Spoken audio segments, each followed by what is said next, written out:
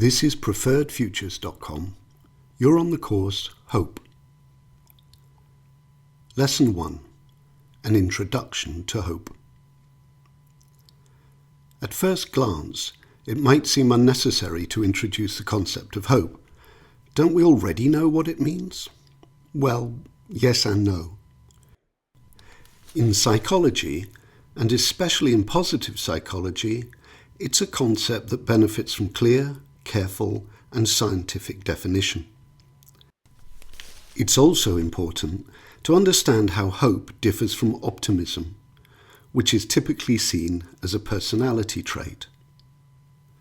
Hope, in contrast, is viewed as a more active, decision-based process. In psychology, optimism is generally defined as the expectation that good things will happen.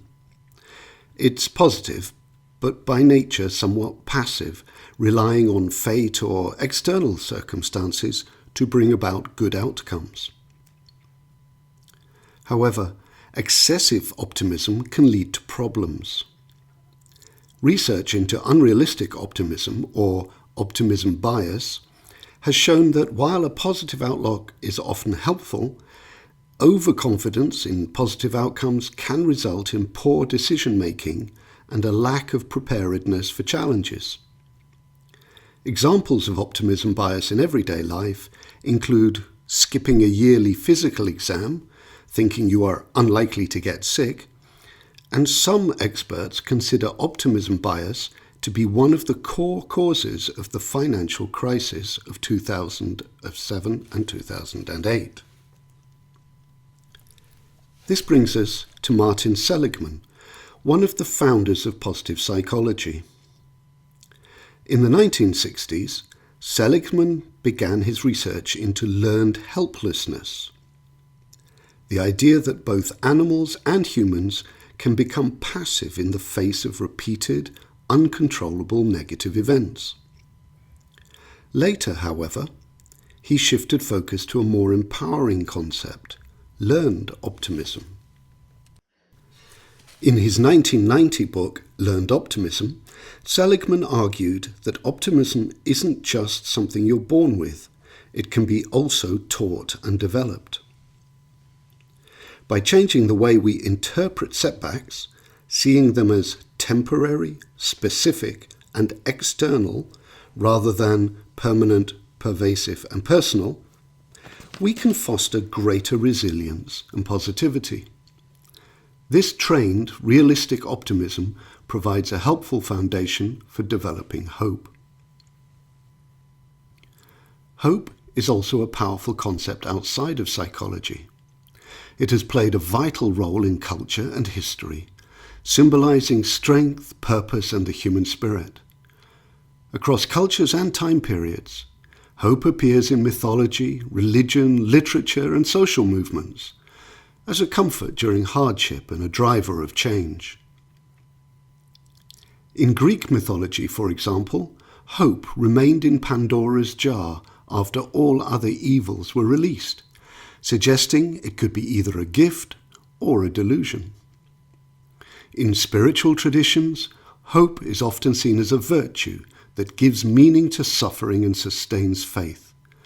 In literature and political activism, it appears as a source of resistance and imagination. All of this shows that hope isn't just a feeling, it's a force that can shape lives and societies. Inspiring as that is, though, it can also feel vague or idealistic. That's where positive psychology brings something more grounded.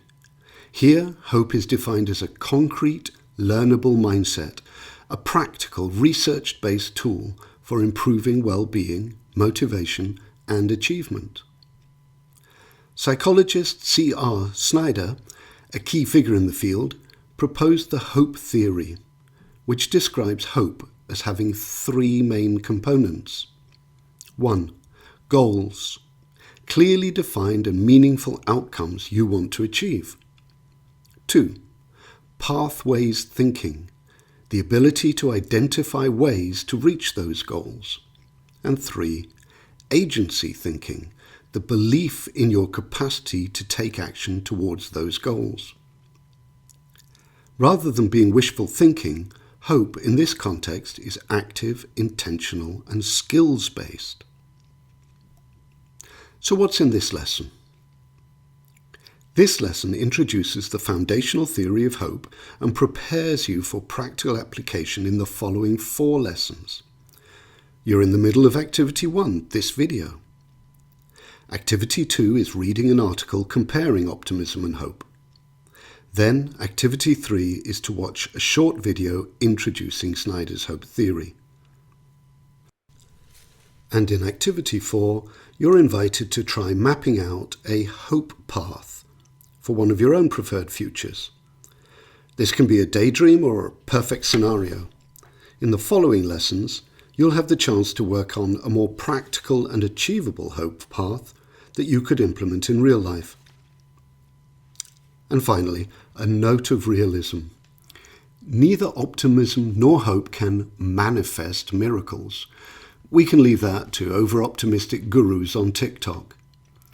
As this course is grounded in science, we'll be looking at how hope can be deliberately and systematically built.